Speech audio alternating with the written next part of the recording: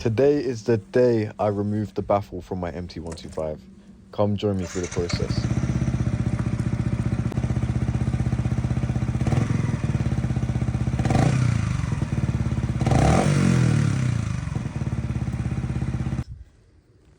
Oh my god, I feel like this is gonna be loud. Uh-oh. There you go. If it falls in the thing, you're fucked. You can't get it out. It's stuck. Why is it stuck? Bro, I can't get... The baffle's not coming off, man. No matter how hard I pull, it's not coming out. So I managed to get the baffle coming out. Oh my god, what is this? What happened What to it? the fuck is this?